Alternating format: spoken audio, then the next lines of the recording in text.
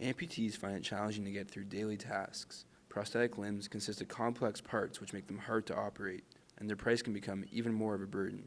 A typical device can cost upwards of $200,000. But Thiago Cares and Michael Prywater have reached past this norm.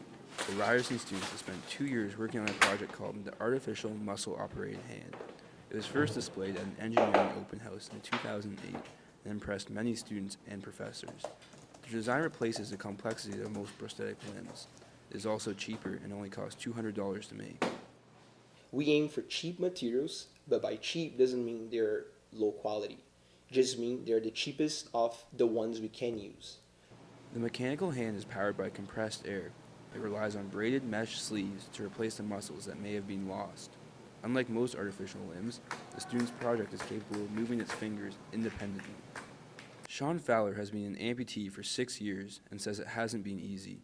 He welcomes the idea of a new design. I skateboard and I ride my bike, and I'm always out in all weather, and it became very detrimental when I would be out riding my bike. Like say I'm going from East York back to downtown and it starts raining somewhere in the middle. I would either have to stop to go under a canopy to make sure that my arm didn't get wet and retard my ride and hold it back essentially, or have to go into a convenience store and pay 5 cents to get a plastic bag to wrap around this $12,000 device. Michael and Thiago will continue to work on improvements for their design. In 2011, they will go out on a limb when they compete at the American Society for Technical Engineers Student Design Competition. Jeremy Lynn, RBN News, Toronto.